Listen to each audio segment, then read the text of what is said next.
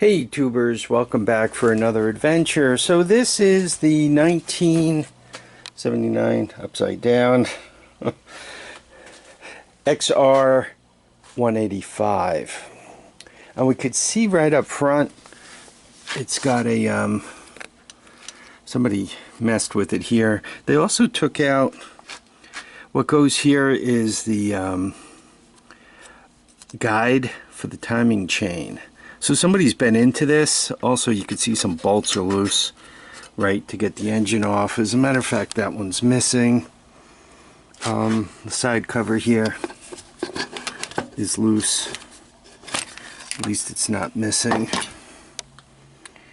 So that much shows there's a few things that I have to work on. It does have the pulse generator hanging here.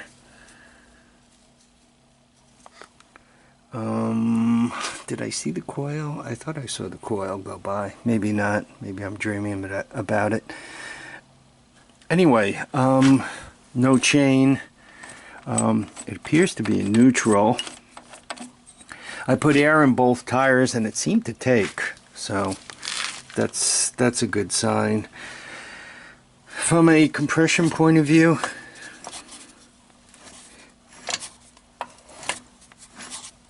I mean, it's got something going on there. It seems to have a little bit of compression. So this engine also needs to come off the frame because I got to figure out what's going on up there in the head. Let's take a quick look in the gas tank. I think this is the one that was sealed.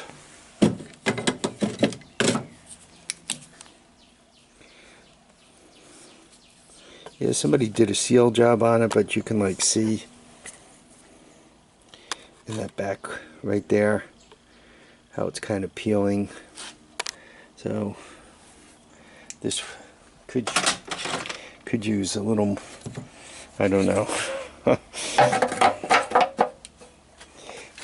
Let's call the gas tank restorable. Front fender looks good, front forks look good. Does have back shocks, front and back wheel. What's there on the motor? I'd have to say there's probably at least $300 worth of parts here also for putting this puppy back together again. What I'm picking up right up front though, this is another one that's not going to be a 10-minute repair.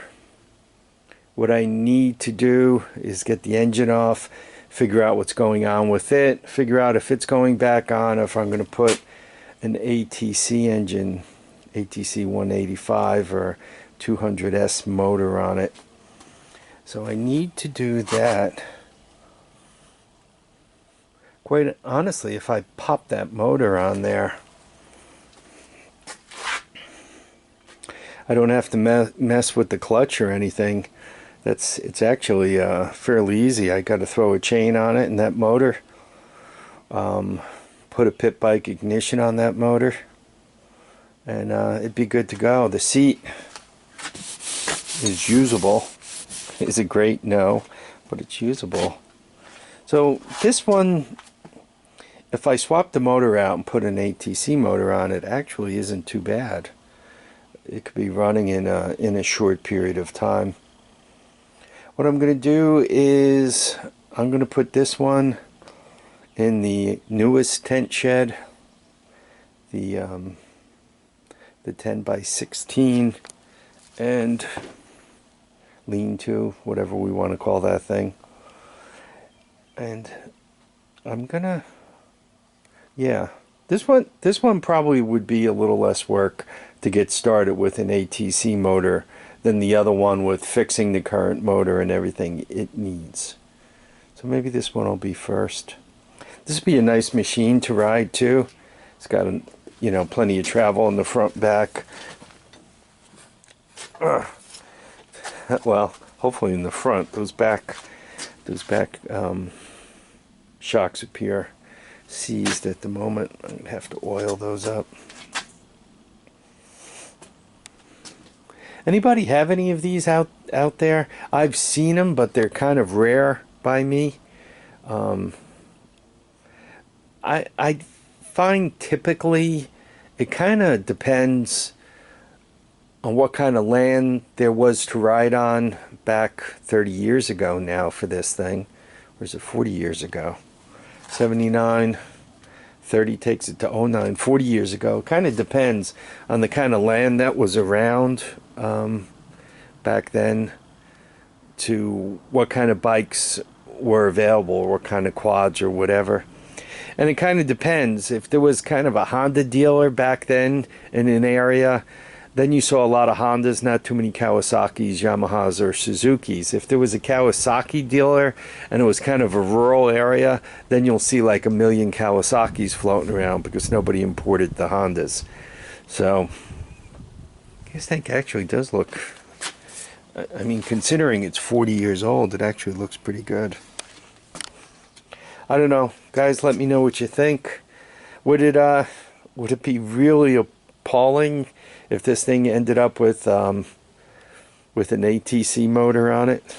Would you guys like disown me or anything? I could put, probably the China motor would slip right on this thing. What would you guys think of that?